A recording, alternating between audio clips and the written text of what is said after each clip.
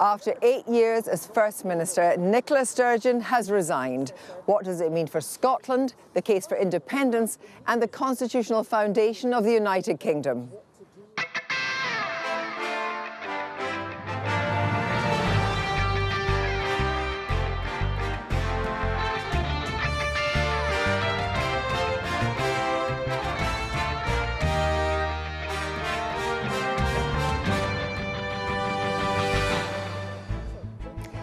Nicola Sturgeon's rapid ascent rattled the Westminster establishment, but her momentum has stuttered. Did missteps on the economy and the trans controversy speed up her departure? Scottish Labour and the Scottish Conservatives are both hoping to capitalise from today's turbulence. The leaders for both parties are making their case tonight. And we speak to the deputy leader of the SNP, who some say are tipping to succeed her. Also tonight, I've spoken exclusively to the First Minister about the abuse and scrutiny she's faced as one of the most recognisable women in public life. For an upcoming documentary, we'll get her perspective. I think the environment for women in politics today is much harsher, actually more hostile, and I would use that word deliberately, than it has been at any time in my political career. Social media provides a vehicle for the most awful abuse of women. Plus, the best-selling crime writer and close friend of Sturgeon, Val McDermott, on what comes next.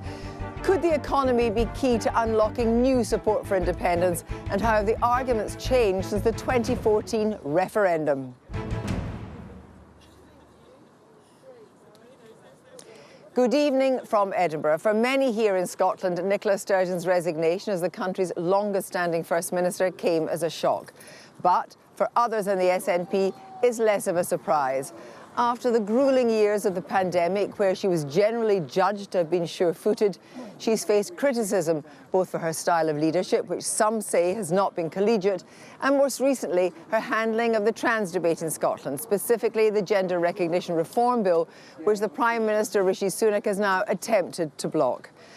On the question of a second referendum, she's always put legality first, and at the moment, there is no route beyond the agreement of Westminster for a new vote. But after 8 years in the public eye as First Minister, and some would say the eye of the political storm, she's indicated today that she can no longer give the job everything she has.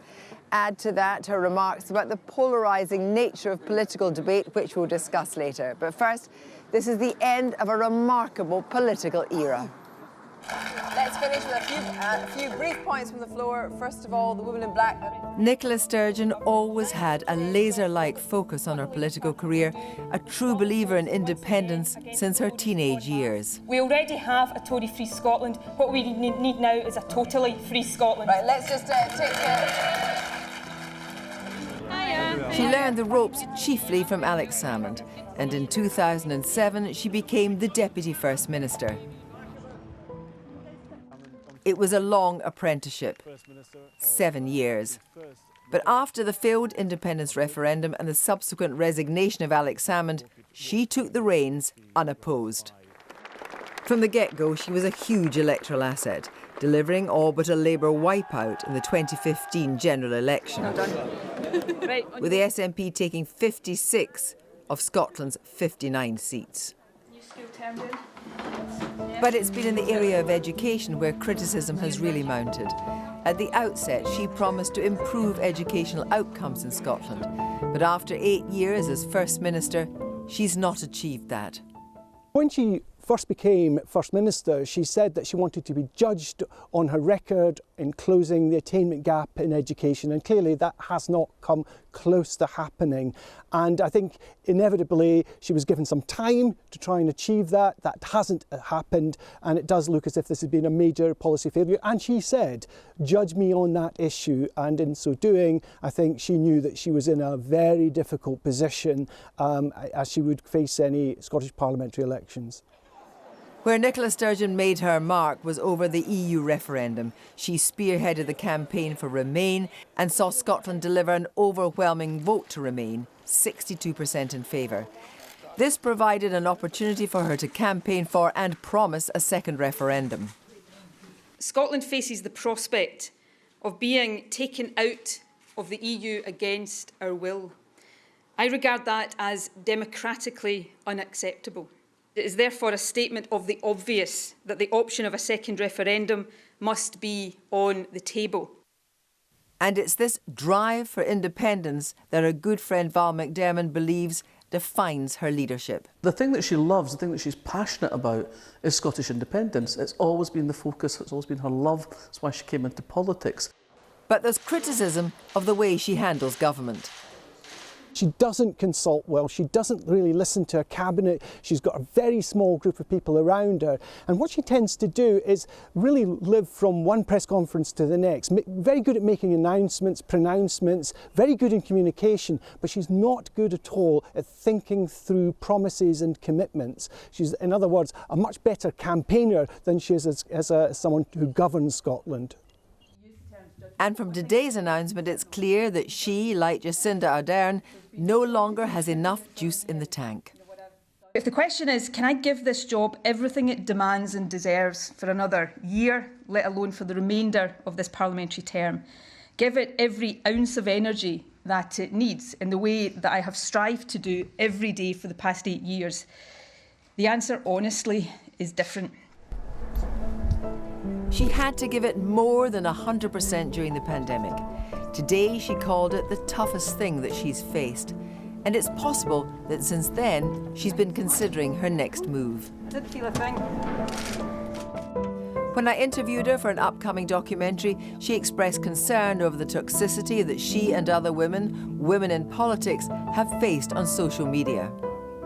I think the environment for women in politics today is much harsher, actually more hostile, and I would use that word deliberately, than it has been at any time in my political career.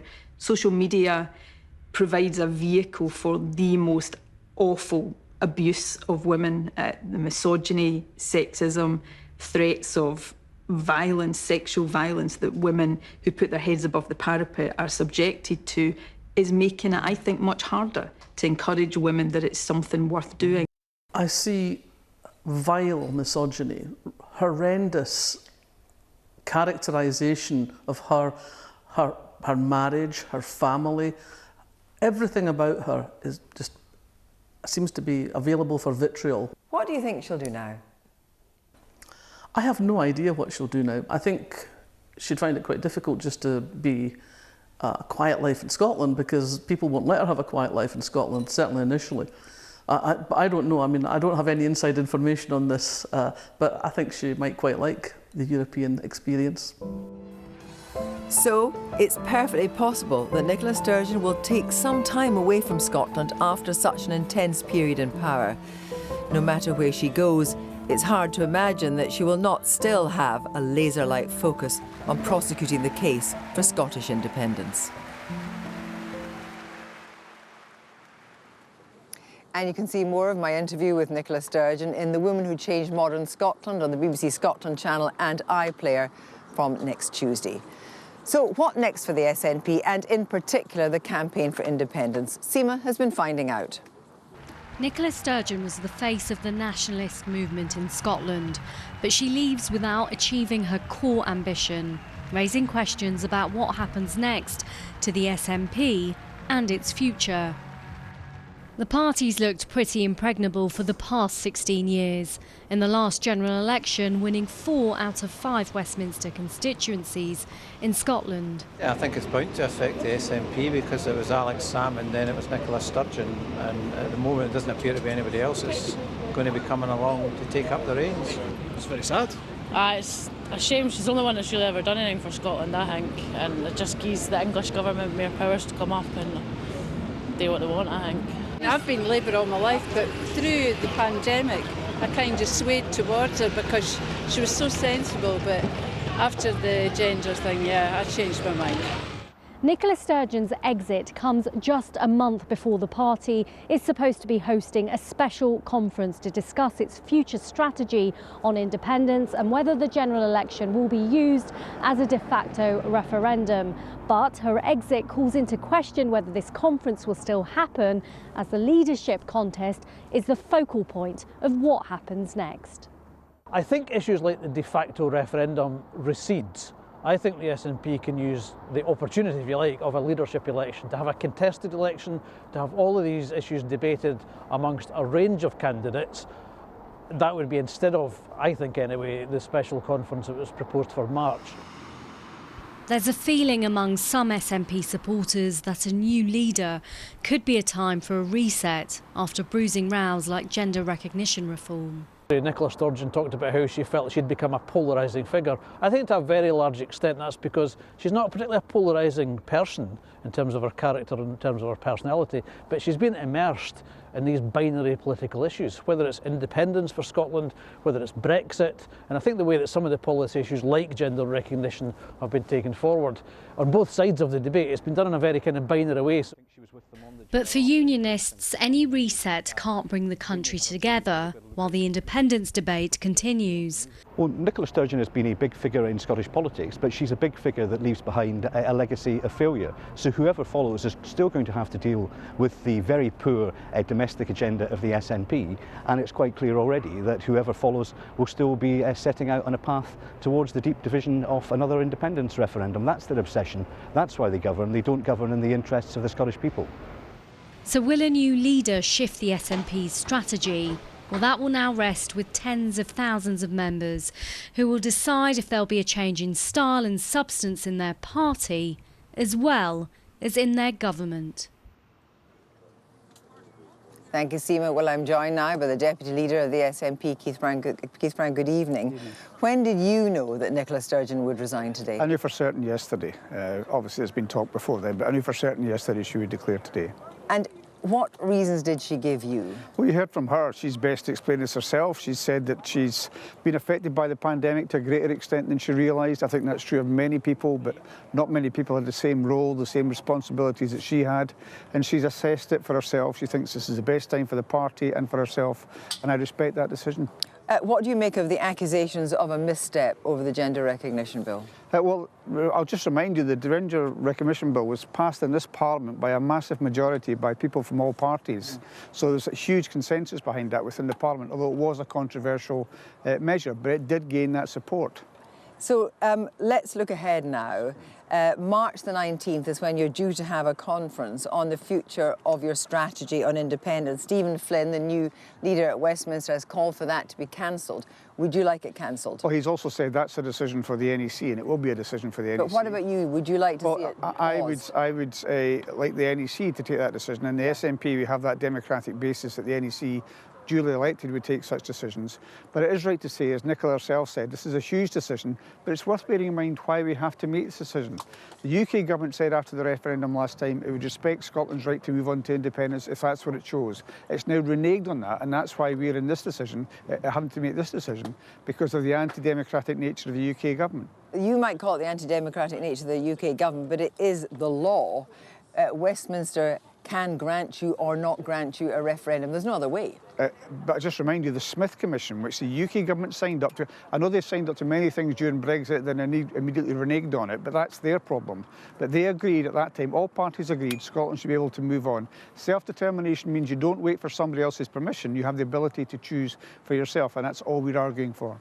So, unlike the succession of Nicola Sturgeon from Alex Salmond, there is no clear line of succession now. Will you throw your hat in the ring? I'm not going to discuss tonight who may or may not come forward as candidates. I think today is about, in my view, acknowledging the fantastic achievements of Nicola Sturgeon and where she leaves the SNP in a very strong position. Her own approval ratings, the support for the party, the support for independence are at unprecedented levels, and I think it's a very strong basis. But they're flatlining. Let's be quite clear. Independence, support for independence is flatlining. Well, what we've seen over recent months, in fact, what we've seen during the entire 14 years of Nicola Sturgeon's time in office, either as deputy or leader, is austerity from the UK. And that's produced huge pressures, of course, on public services. But we have, in many respects, the best public services in the UK here in Scotland, and that's a testament to what she's done. Nicola Sturgeon did something that I think possibly others in the SNP could not do, and that's hold the wings of the party together.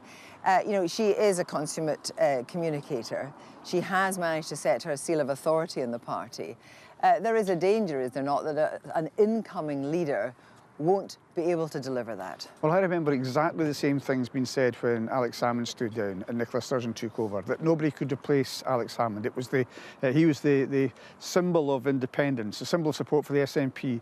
Of course, the idea of independence and the SNP, as Nicola herself said today, is much bigger than one person. So I am confident we can go on from the fantastic basis which she has left us and go on and achieve independence for Scotland. If this is looking back at Nicola Sturgeon, I'd like to say, because obviously you're a Justice Minister, and the row over Isla Bryson, the double racist a trans woman was put in a women's prison, that did cause a stutter in the whole question of authority and leadership. Do you take some of the responsibility for that? Well, what we saw was the Scottish Prison Service exercising their prerogative to use that policy to make sure that everybody in all our prisons was safe. They do it on a risk-based basis, and they did that in that case, and they've come to the right conclusion. So both Nicola Sturgeon and I have faith in the Scottish Prison Service to continue to do that, to look after both their staff and all prisoners in their care. Thank you very much indeed, Keith Brown.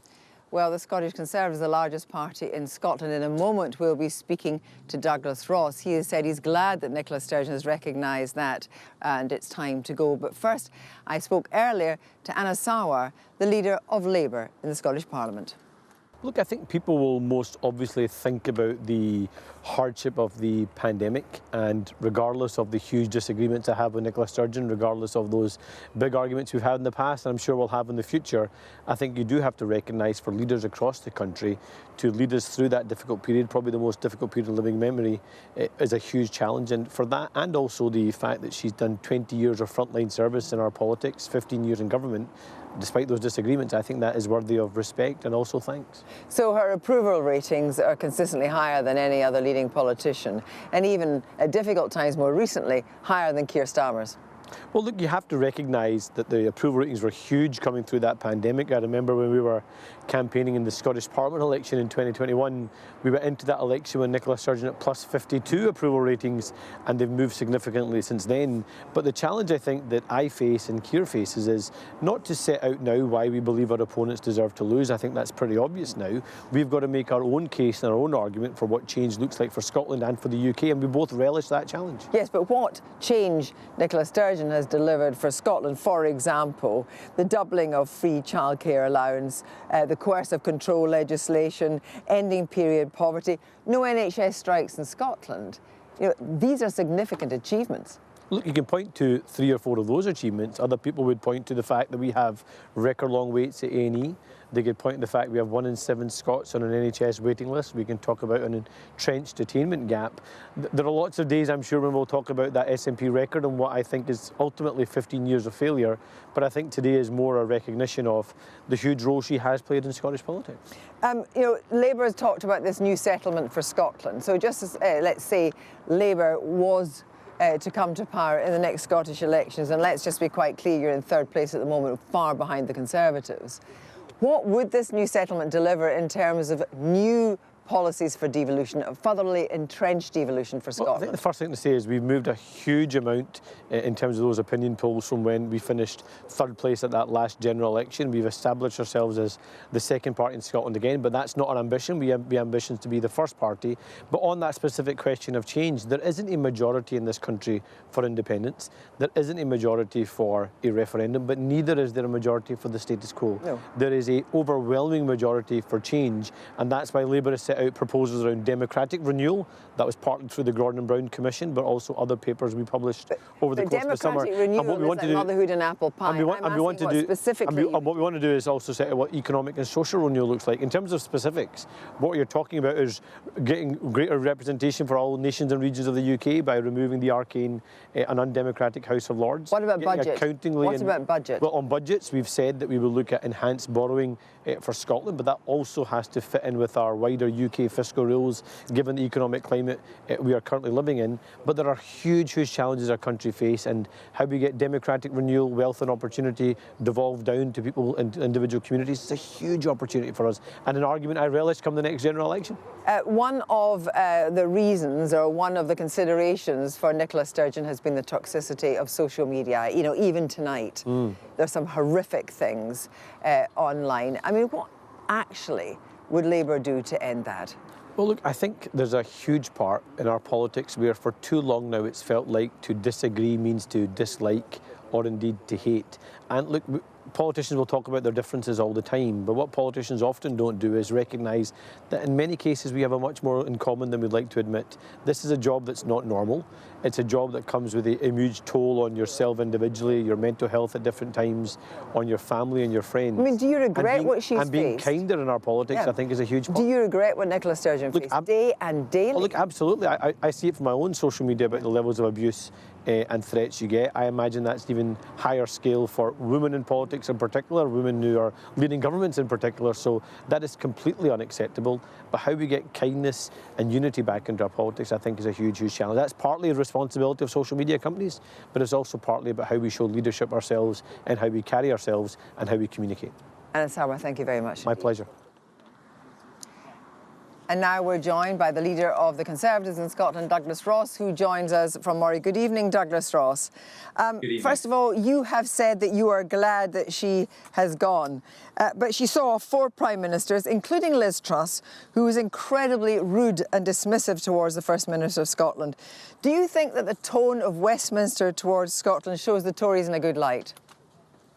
Well, I was asked for a comment today, and I acknowledged that the First Minister has served Scotland for over 8 years, and that has had a significant personal toll on her and her family. We see that at all levels of leadership. But I'm not going to come on here tonight or in my statement and somehow forget about her decade and a half at the top of Scottish politics that has seen our health service struggle, our education standards drop, controversial legislation pushed through Holyrood, and all the while trying to pick fights with Westminster to drive forward her desire to separate Scotland from the rest of the UK. I will not ignore that, I'm sorry. I can respect the role that the First Minister has played, but I can also disagree with others who seem to think her record in government has been a good one. It has not.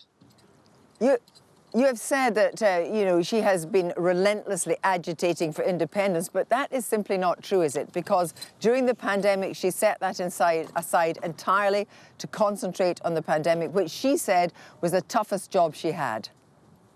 Since the 2014 referendum, where Nicola Sturgeon said she would respect the referendum results, she has sought to hold a number of subsequent referendums. She took both the UK government and the Scottish government to court to try and hold another one. She told Parliament just a few months ago that she would hold a referendum in October of this year. I don't think anyone can really criticise me for saying that Nicola Sturgeon has obsessed and agitated for further independence referendums, despite telling us she would respect the result of the 2014 referendum.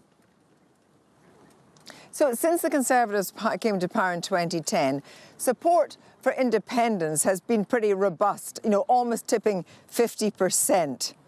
The Conservatives have done very little to dent that. No, I would disagree. And what we saw in 2014, 4 years after the Conservatives came to power, was Scotland voting comprehensively to remain part of the United Kingdom, a strong, integral part of the United Kingdom. And the most recent opinion poll just this week showed an overwhelming majority of Scots favour staying in the United Kingdom. Now, I still think that is the settled view, that we should respect and move on to focus on the issues here in Scotland, because the next First Minister of Scotland has a massive intrigue, huge issues that affect people on a daily basis, domestic services here in Scotland that have to be improved. And I want the focus to be not on the decade of division in the past, but on what they can do for the future of Scotland with the powers and the budgets that they have. Let's look ahead to the next Westminster elections. Now, it is very possible, of course, that will make a difference to the votes in each of the parties, but actually the Conservatives may suffer and the Labour vote may well go up at the next Westminster elections. Well, Labour currently have 1 MP in the whole of Scotland. The Conservatives have 6. So we're the second biggest party at Holyrood. We're the second biggest Scottish party represented at Westminster. We are the clear challengers to the SNP in multiple seats across Scotland. And what people have seen in recent weeks is it's only the Scottish Conservatives that actually offer any constructive opposition to the SNP.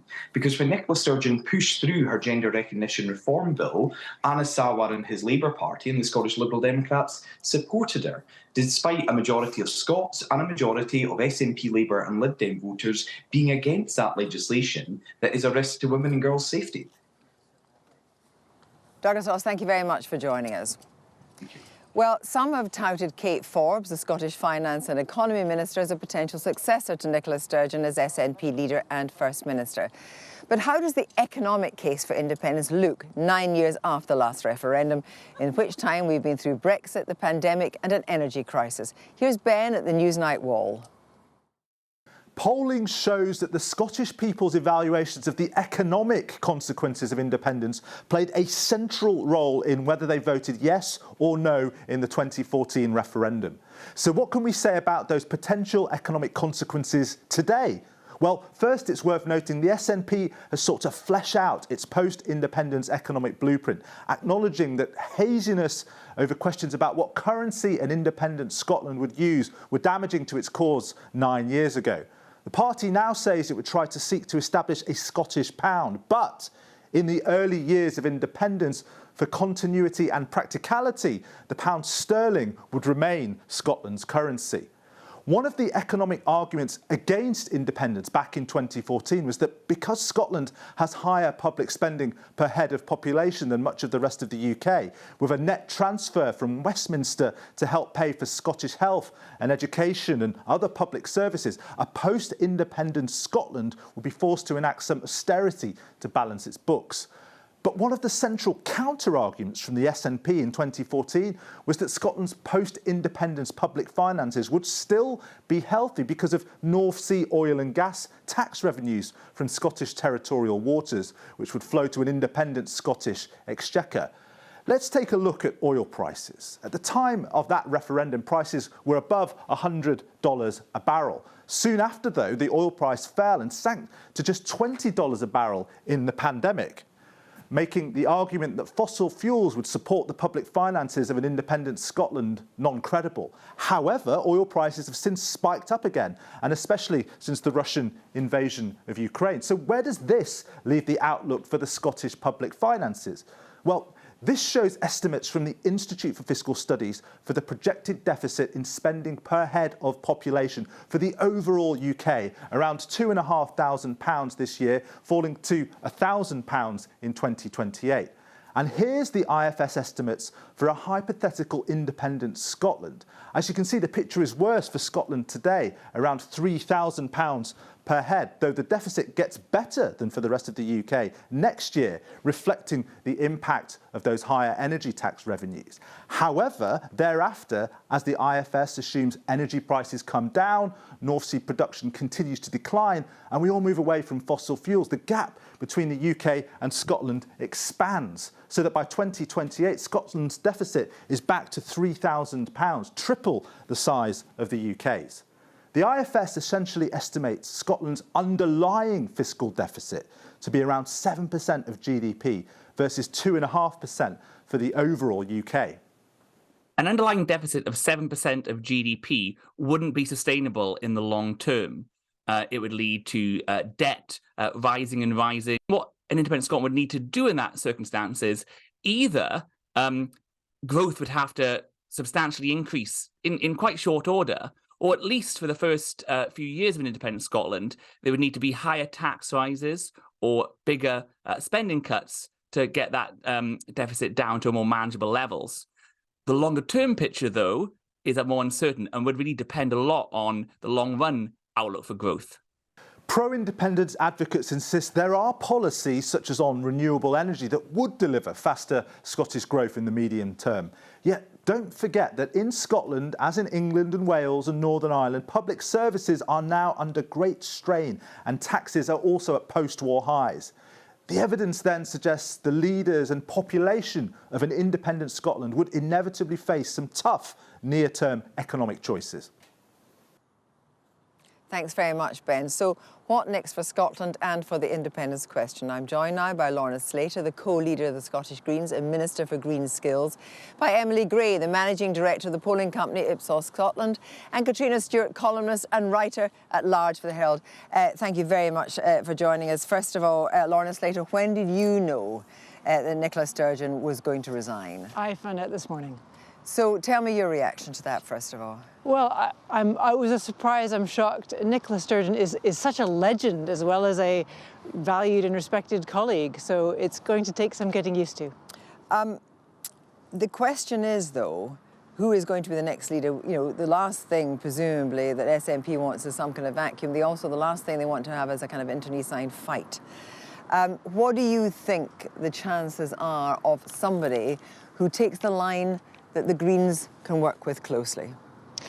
Certainly, the leadership contest within the SNP is for them, and I'm not going to comment on internal SNP processes. But the Butte House agreement that we're working to deliver together, the Greens and the Scottish Government, is a deal between the Scottish Greens and the Scottish Government, and I'm looking forward to continuing to deliver on that with whomever is our next First Minister. And presumably, your decision will be based on who takes the strongest line on independence, because of course there are wings in the party that take different positions. The Butte House agreement isn't dependent on any particular person. That is the agreement between the Greens and the government, and it covers many policy areas, one of which is independence. So, Katrina, just looking at this from your point of view and looking at who might be in the frame, who do you think are the contenders for leadership? Well, Kate Forbes' name is coming up time and time again. Polling last week showed that she was one of few SNP MSPs that the public recognised. Of course, she is relatively young. She's 32. She has a young family. And I'm sure if her hat's thrown into the ring, we're going to have lots of conversations around, can women have it all? Lots of conversations going back to Jacinda Ardern and her premiership in New Zealand. Then she's shown herself very adept at her brief, but there's also the question that she, has a strong religious belief. She is a Free Presbyterian. Do you think that might be at odds with some of the policies that she would have to prosecute and stand behind in the Parliament? Yes, absolutely. But then, in a way, that might slightly protect her because she's been absent, thanks to her maternity leave, she's been absent from a lot of the discussion around the Gender Recognition Reform Act, and she hasn't voted on that. So that is a slight protection. But with regards other policies, and certainly I know Lorna's not biting there on engaging with who might be the next incumbent First Minister, but it certainly would be difficult to see Kate Forbes working very well with some of the Green policies. So just coming back to you on the question of policies, Laura, we've talked a lot tonight about, Nicola Sturgeon's hard and fast that she was going to close the attainment gap. The education was going to be a primary focus because in a way, that is the way that you create a more equal society, and that has not happened. And that is surely a blemish on our record. I think Nicola Sturgeon's record is one of progressive politics, of collaborative working, of that kind of consensus building. And the yes, but on education, I'm talking about particularly because that was a very big promise. We've done so much in Scotland to try and mitigate the effects of Tory austerity, including things like increasing the Scottish child payment, free bus travel for young people. This is all about trying to deal with the underlying problems of poverty and improving the well-being in our society. So Emily Gray, let's look at this from a psephologist's point of view and what's been happening recently. What do you make of the impact that this will have, do you think? Because we're in a situation where, as I said earlier, support for independence has been flatlining, and also Nicola Sturgeon has taken a slight dent to her popularity, which also affects the popularity of the SNP.